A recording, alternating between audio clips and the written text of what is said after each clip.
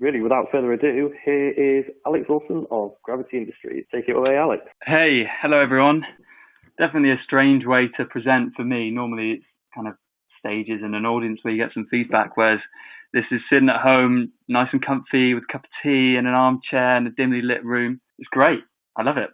And also there's no feedback, so I have no idea whether you're kind of enjoying this or not. So I'm just going to assume that everyone's laughing away and enjoying all of these videos.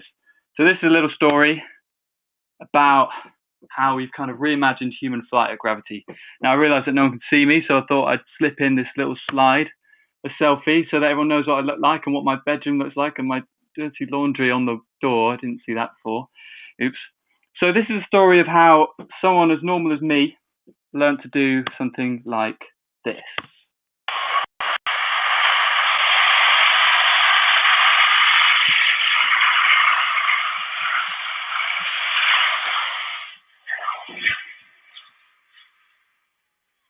Which to me looks a little bit insane anyway. So the story all starts with this guy. This is Richard Browning. He's the main founder and inventor of this suit. And he had this hunch that the human mind and body is such an amazing machine. The fact that we can run over kind of uneven terrain, climb things, all sorts of stuff, just by training our bodies to do that, that surely we'd be able to fly. I mean, birds aren't that smart, surely. All you kind of need is a little bit more thrust. So, here's an example of a friend of ours out in America who can demonstrate what the human mind and body can do. Rather him than me. But yeah, it just proves how amazing brain is at balancing, I guess. So yeah, we need a little bit more thrust. So Richard found these.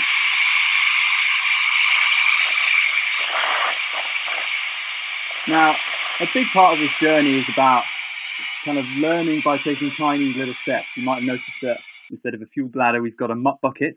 We don't use mop buckets anymore. And what you can see strapped to his arm is just a really small micro jet engine, the same kind of thing you'd see on any jet aircraft, I guess. So if one of them seems to work, and this is assuming that kind of all of the original theories of why this would never work have been disproved, and I'll jump back in on that in a sec, but if one of them seems to work, I guess the next logical step is to try two. And we've definitely damaged a little bit of crash on this one. And the real hero is the lady doing gardening in the background, which you might just about be able to see.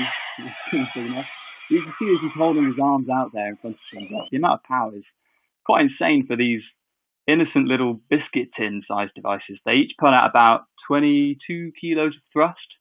They're spinning at about 120,000 RPM, which is about 2,000 times a second. And the exhaust gas is coming out at about 750 degrees C. So, it's not the most natural thing to think I want to strap one of these to my arm or both arms or wherever else.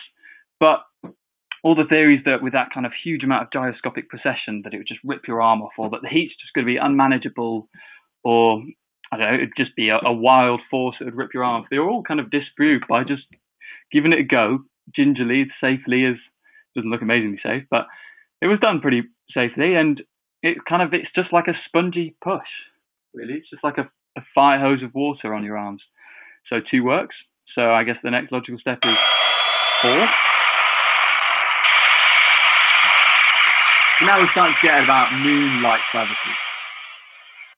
And this is starting to get kind of quite promising. You can see it's drifting down slower. So where do you go from 4? Obviously you go to 6.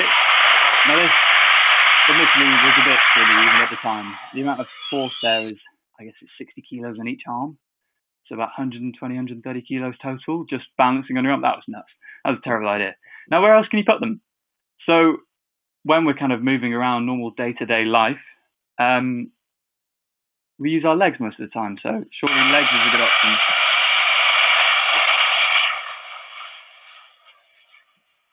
And I hope you're kind of enjoying the jet noise.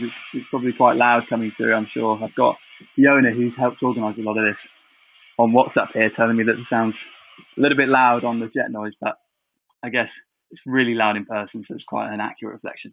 Now, if you noticed on that, he was swinging around on a tether. Now, that was a nice idea, but in practice, it was a bit like trying to learn to ride a bike with stabilizers. It's great to a point. It means you don't fall over, which is nice, especially on concrete.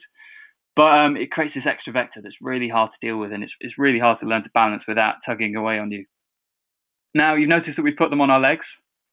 Now, this worked pretty well, and we made a lot more progress like this.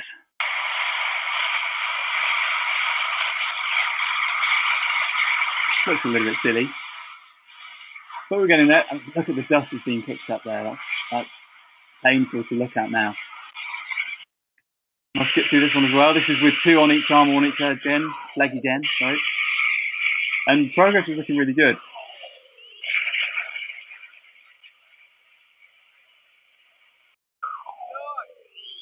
And this journey was we never set out to try and build an Ironman suit, but it's quite uncanny how similar that footage looks to some scenes in the original Ironman film.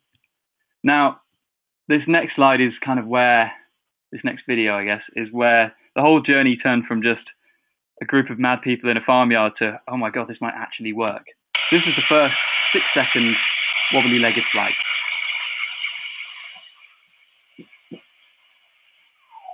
Which you can kind of tell he was pretty delighted with. So from there, where do you go?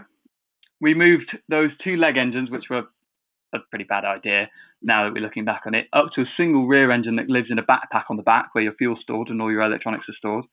And we kind of iterated and iterated. I'll skip the evolution story of how we got to this bit now. And this is a video now of kind of all of the events that we did in the preceding year and a half, I guess. So I'll let this video play out.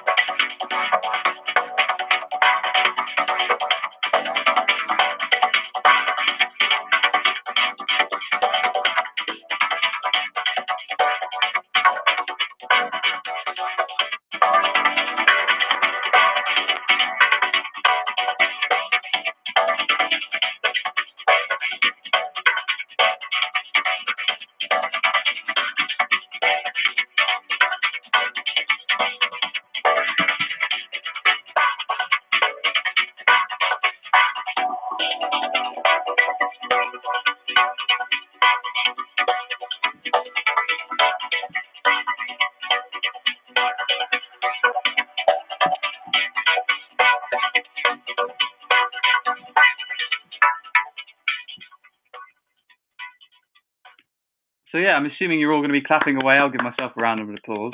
This is a nice little break. Now, that was all Richard flying, and up until kind of maybe a year and a half ago, it was only Richard who could fly, and we thought maybe that's because he's some superhuman athlete. I mean, he was an ultramarathon runner, ex-Royal Marines Reserves, and kind of all-round calisthenics buff as well. So we had to try other people, I guess. We had to see if anyone else could fly. Now, meet Ryan. Ryan's the second in the UK at tumbling and gymnastics.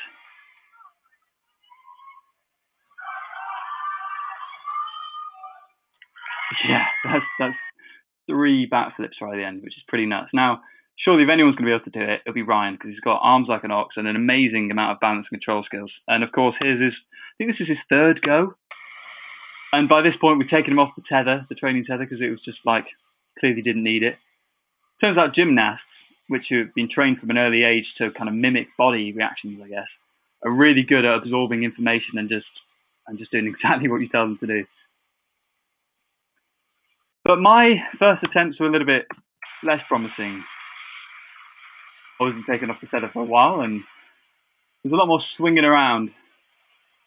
And what you can almost see in the back is my colleague Lee pulling on the safety tether, pulling me up just so I got a bit of airtime. I was not ready for the amount of thrust. And I mean, you can kind of see from there, my arms are nowhere near like Ryan's. So how do we solve the strength problem? So we started in the same kind of manner as we started with the first jet engine strapped to the arm. We went back to basics, went back to the early arm mounts, and we started hacking together random prototypes of things we thought might help. So when you're trying to hover, you're actually holding the arm engines out to the side. So if you need a little bit of force to hold them out, why not use flexible tent poles attached to the top of the backpack and zip tied in place and drilled in place to the arm mounts? Didn't really work. We tried crutches. It kind of worked, but this was kind of similar to learning to run, but with your legs splinted. You need a lot of that fine control. You need to be able to move your elbows even a tiny, tiny amount. And And then we had a little bit of a brainwave, and all of these discoveries seem really obvious in hindsight, but at the time you kind of feel like you're stabbing around in the dark. Now this is the first set of arm mounts, fully 3D printed aluminium, and as you can see, it's perfectly symmetrical. It's a lovely carpet Richard's got there as well. It's perfectly symmetrical out of the arm, and it's the same in kind of the other plane. So all of the thrust is going straight up your arm. Now, you control flight by moving your arms around and vectoring that thrust. So if you're lifting your arms out to the side, you're taking the full weight. So you're taking 5 or 6 kilos of weight up to the side. And after a while, that does take its toll on your shoulders. So how about we use some of that huge amount of thrust that we've got on our bodies just to hold the engines in the right place? And it now seems really obvious. But I did a very, very rough calculation on a post-it note. Here is that post-it note. Did a little bit of a force diagram. Worked out roughly the angle the engines want to be to hold your arm in the right place. If you can read those numbers. Probably wrong anyway. And we did a very first prototype. You can see on his arm, on his left arm, that the top engine is a little bit closer to his arm than the bottom one. So that's pushing his arm forward, and they're also canted in slightly towards your toes, which I guess would cook your toes a little bit if you left your arm straight down to the side. But what that actually does is hold your arms out to a really nice natural hover position when the engine's at full power. So we gave it a go, and this won't really look like a huge amount to a lot of you, but I mean, this was a pretty big moment for us. This was Richard only having to lean on the engines rather than having to flare them out and move them. And of course, this wasn't without its failures as well. That one, I think it was a zip tie broke that was holding the engines at the right angle. So yeah, these early stages, we're not embarrassed to say how crude these first prototypes were, because we then kind of go on to make pretty versions and more robust versions. But of course, you just got to go out and test things. So we solved the strength, and we of course couldn't just use those random bits of aluminium to fly at all these events around the world. So we designed, mostly down to Sam, I call him my engineering wife, because between the both of us, we do a lot of the rough early work, and we bicker just like a couple. So he's an amazing CAD designer, and he works on turbojet pumps and rocket engines and all sorts of amazing stuff. And this is the first generation of arm mounts that he designed. So the arm tube in the middle, the black thing, that's made out of entirely SLS nylon. And then you can see the engines, which are the shiny steel looking things, are sat inside aluminium clamshells. Now, all of this is fully 3D printed in metal. Now, for those who've never seen what it looks like, it's a really satisfying process. Admittedly, it takes days for something like the thing on the left to appear. But you have a bed of powder and you fire a little laser over it all, turns it into a nice solid sheet, and then you add a bit of powder on top and you build it up layer by layer. Pretty cool process, not cheap whatsoever, but I think the arm mounts on the left, the fully completed ones, cost about 35 grand, which is pretty nuts, but there's kind of no other way of creating such a complex geometry that we've discovered, especially at a small scale. It works for us, and it's allowed us to make some pretty cool looking things. So this was strength solved, and back to me again. My first goes, and still wobbling around loads. I'm no Ryan, but I was starting to get the hang of it, and you could tell by my face there at the end that I was enjoying myself at least. We're making progress, still swinging around a lot, and it's always quite nerve-wracking watching people learning, because at this stage, the person who was training you had no way of, I mean, this is just me and Richard and a few others, so it's kind of down to our own risk, but we had no way of remotely shutting them down. So if they kept drifting up, they'd just bump around on the ceiling for a little bit and then run out of fuel and come down. That was what we thought would happen. We never tested that, of course, and now we have a remote kill switch, so if people start to drift a bit too high, we can bring them back down to earth. But I was starting to get it, and this is my equivalent of that first 6-second wobbly-legged flight from early on. This is my first hover. And if you can lip read, I swear a little bit, so apologies for that. But that was really effing cool for me. That's quite a special feeling, because that's the first time ever in your existence that you've jumped and you haven't come down again. You're still there, up there. Really, really weird. And then obviously I swing out at the end. So fast forward a few months, and we're getting better and better at flying. There's a team of about 4, 5, 6 of us that are going around doing events. We were doing events in Gloucester Docks. We've done the one on the left was me flying for Gavin Williamson, of all people, for like a Navy demonstration. We did pretty amazing events that time, but it all came to a bit of a crashing end for me with this next clip. my confidence was probably a bit too high here. And the plan, this was in Serbia, of all places, and we were out there doing something for the Serbian Prime Minister and President, and it was a very weird conference. I just had to meet Richard. The camera's on Richard looking at me. All I had to do was turn around, fly, and just do a loop. Aggressively, a bit too excited. And as you turn, you're spilling a lot of that thrust off, and sploosh, straight down. And I'm sure Richard's thinking, loads of expletives. And you can see I've got a deployable life jacket that's just gone off. So, I mean, we even build in buoyancy into the suit, so if the deployable life jacket doesn't go off, then we're just going to sit and float. We just look like a lemon. But we had the Serbian SWAT team there to rescue me. So they dragged mournful me to the side and hoisted me out, which was just humiliating, really humiliating. Now, the problem was, and this didn't just happen to me, this is Ryan, who did exactly the same thing. And it's not cheap when this happens. I'm sure one of you will ask what happens when the engines go in the water at the end. I'll try and remember to answer that. The problem was that basically at this stage, we were presetting the power of the suit, of each of the engines, and flying it entirely from thrust vector control. So if you point them down, you go up, you flare them out to the side, you come down. Point them left, you go right, so on, so on, so on. So you kind of have to, based on the climate, how hot it was, and where you are above sea level, this is quite low, this is in Reading, you could kind of guess how much thrust you'd need. And you preset that before you take off, and once you've gone, you've gone. And if I showed you the beginning of this clip, you could see that Ryan had nothing left in the tank. His arms were right down to the side, and I was pretty similar. So we needed to be able to change the power mid-flight. That was the next challenge, to be able to do a lot more dynamic flying. So this was a little calculator I made, which I don't know why I'm showing this, but it was quite a fun little app project, which worked out how much throttle percentage you want to put in your mass. I weigh 69 kilos, put 10 litres in at that temperature, and that is the arm setting on the top, the 185 newtons. That would be the amount of newtons you put on the rear engine. And that, in theory, was spot on, but it didn't always work amazingly. There's a lot of other things to consider. This was the old control board, really fancy, amazingly complex, could do heads-up display monitoring, it could do all sorts of telemetry, it could do RPM sensing and how much fuel you've got left and loads of amazing things. But it didn't do one pretty important thing. Voice blank there. It couldn't do one pretty important thing, which is change the thrust as you're flying, which is now pretty essential. So instead of going back to the company that developed this and spending a hell of a lot of money developing a brand new board from scratch, I just thought, with my kind of experience playing around with Arduinos and stuff, why not we just try and make our own from scratch and just see what we want out of a system anyway. So those of you who've ever done Arduino stuff, you might recognize this. This is not even a real Arduino Nano. This is a fake one, about £3 off Amazon, and a load of spaghetti wires soldered in. And after kind of a little bit of YouTube tutorials and teaching myself a little bit about PWM and how to make faster PWM and do all sorts of stuff like that, we've made a control board. And it worked. But we don't really want to test it on humans straight away, especially that mess. It doesn't exactly look flight safe. So we put it on something a little bit closer to ground. We made a jet engine powered kayak, and it's in a little box on the right there. And we had to take that on its maiden voyage. Now, luckily, one of our colleagues is he's ex-Navy, and he has all the right gear. So we had a little ceremony where we had champagne smashed against our inflatable kayak and all that.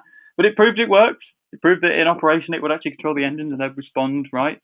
So we tied it on the tether, and it worked. And you can see here, if you notice, my arms are really tight. Probably quite hard to notice, really. But then they're flaring wider and wider and wider. This is me cranking the power until I can't control it anymore and spilling out. So that is the thrust, the dynamic thrust changing happening in person. But of course, we couldn't use an Arduino for something that we were going to go around the world, do demos for. It just is wrong. It's wrong in every sense.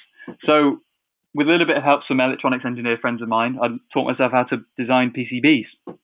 My dad was a massive help in this as well, because he's an electronics engineer and knows all about this kind of stuff. And for those who don't know what PCB design looks like, it's great. I mean, it's literally like one of those games of join the dots. You place all your components on a board, and then you just have to join all the little lines, and then you hit print, well, order or whatever, and it comes through and everything's joined up. This is a little bit more complicated than the one I made, but I didn't record it. This is the board. It's great, super simple, very few things that actually kind of need to be doing anything, but it's a lot more reliable than the hardware that the Arduino comes with, and it was written in a bit of a more solid code base than doing Arduino stuff. But ultimately, it was all done kind of relatively cheaply and in-house, which is really nice. And it meant that we could do so much more dynamic flying. Being able to trim the power up and down by a couple of percent it was just a massive help. So this next video, I'm going to have a little rest from talking, is one of the flights we did out over in Portsmouth, actually, off, I think this is a P2000. This one was called Dasher.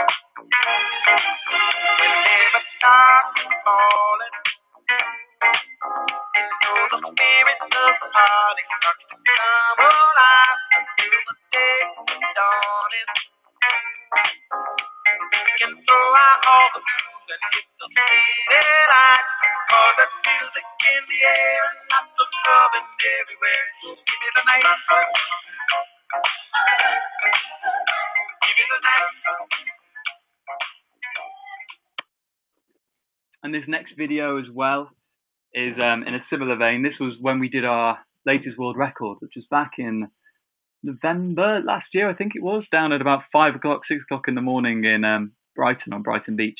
Now this is a whole nother story to get into, but this was the culmination of a lot of our wing trials and testing. So if you notice, he's wearing the bottom half of a wingsuit, which we dyed orange so that you could see it a little bit better, and made essentially leg strakes, which attached to his feet and knees. And that allowed his legs to produce a bit of aerodynamic lift, and that helps massively when you start to move at speed in terms of being able to control your flight. And it's kind of like a dart. It feather cocks you in the right direction, but most importantly, lifts your legs up so that your rear engine is almost horizontal at this stage and just thrusting you forward. So this is the actual world record run that he did. And some funky music again, of course.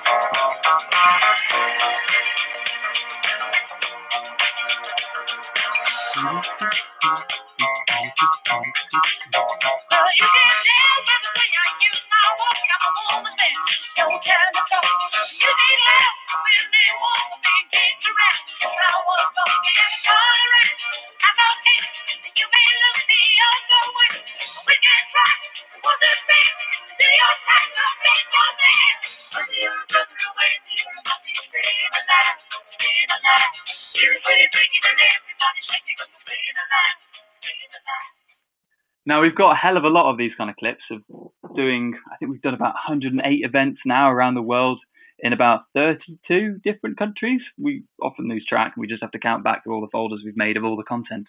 But if you want to see more of this footage, I think my last slide has got the links on. Follow us on Instagram or YouTube. They're kind of the channels that we put pretty much everything on. So if you're not following us already, definitely go and check that out. The main one's called Take on Gravity, and through that you can see all the other ones as well. So I thought I'd leave you with what most people want to see, I guess, in the harsh reality of it all of the crashes. So this is every single stumble and fall that we've done in the past 2 or 3 years. Some of them look a bit painful, but no one was injured in the making of this video, and it's kind of a nice note to leave everyone on, that we've done this journey by taking a lot of risks, but manageable risks. And Richard always has this golden rule of if you can take a risk and that you're not going to fail financially or reputation-wise or physically, then you should go and take that risk, because you're going to learn so much more by doing it than just kind of sitting twiddling your thumbs or thinking about things. So on that note, here is a list of a video of all the crashes.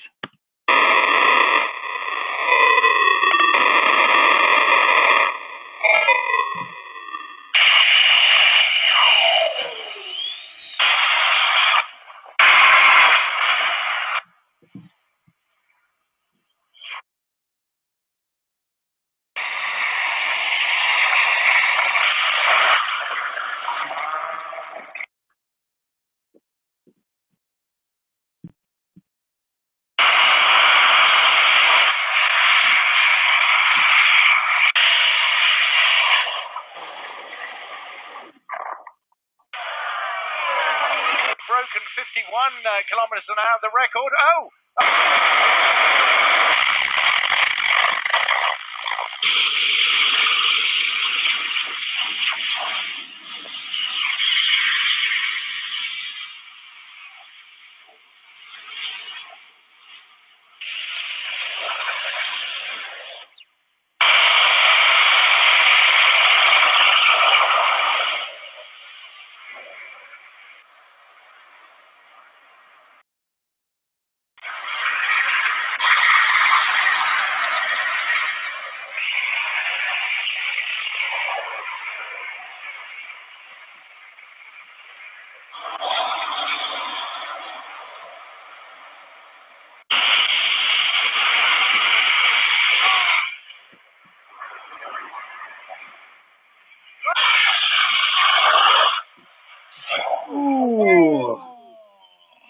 Wow. This was one of those opportunities to learn he was doing.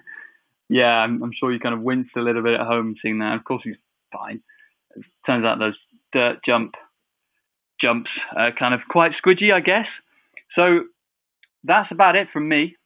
I hope you've enjoyed seeing a lot of these clips and hearing this journey of how I learned to fly and the team behind it all. I've got one more video, but I'm going to skip it because I know that it's not going to play particularly well. It's a really heavy one, so I'm just going to skip through it now. And hold on. There we go. So these are the links to our socials. Mine's the Wilson, and that's the main one on Take on Gravity. And now I'll open it up to questions. I guess, Nick, if you want to jump in and start reading out any questions. Yeah, sure. So, yeah, thank you very much, Alex. I really like the idea that you went from I'm smarter than a bird, hence I must be able to balance and fly. And I really like that as the start of an engineering project. I do really like the narrative of the whole development of the technology. So you've gone from the farmyard to world records. Yeah, that's something I really appreciate. So in terms of questions, we've got Alex, I'm a huge fan of Gravity. How did Gravity get the initial funding? As you mentioned, some of the hardware is very expensive. Yeah, those engines aren't cheap. So those little arm engines cost like $3 or $4 grand, and the one that goes on the back is about 12.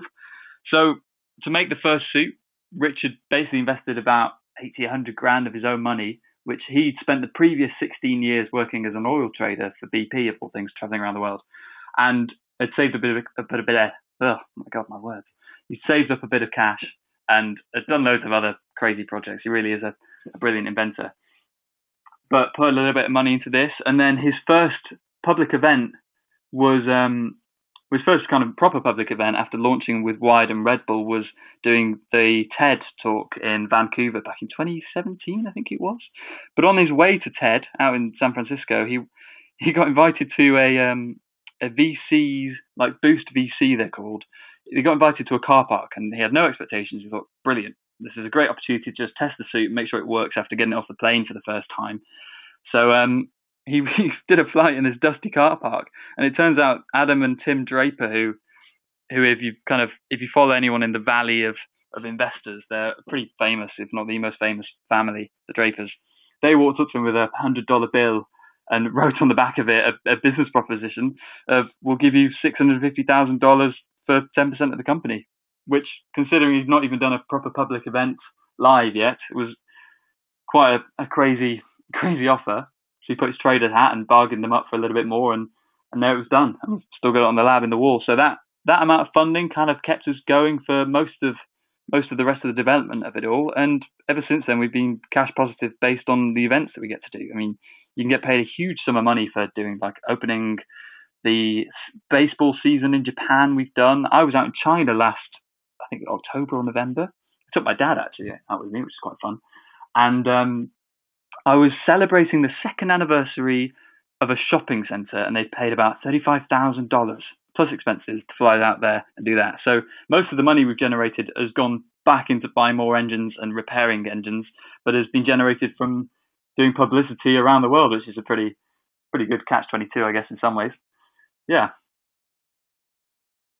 That is brilliant. I really like how, just an opportunity like that, going to a dusty car park, you never know who's going to be there and what opportunities those kind of things are going to present, and that getting offered that volume of money from those types of people just shows what you never know what's going to come your way. So the final question is, what is the maximum payload this system can take? Potential for fire rescue in tall buildings? Oh, I don't fancy flying up tall buildings. Our approach to risk has always been fly as high as you'd want to fall from. So for me, that's not very high at all. Over water, it's a little bit more forgiving. But the question was payload, wasn't it? So the current suit can probably lift me in about 15 kilos, so I guess about 95 kilos. It depends mostly on how heavy your pilot is. So you might have seen in the news, I think a couple of weeks ago now, we were up in the Lake District doing some trials with some paramedics. Now, the amount of equipment that you need there is less than 15, 20 kilos if you weigh about 75 kilos as a person. So you can take a reasonable amount of equipment, but going forward to doing things like military stuff where they want to carry a lot more heavy metal stuff, we've kind of working towards that. We've been developing the next generation of the suit, which is based on the engines that we've got, a bunch of them now, and we're building it right now. It's actually sat on the desk in the lab, and they put out only an extra 10% of thrust each, but over the course of the suit, that's actually quite a significant amount, and that means that we can lift an extra 25, 30 kilos on what we can currently do. So yeah, that's about the payload. Okay, thank you very much. That is all our questions. Alex has been filling the Royal Aeronautical Society slot for us tonight. So all that remains to say is a big thank you to all our speakers and the organisations they represent, and a big thank you to everyone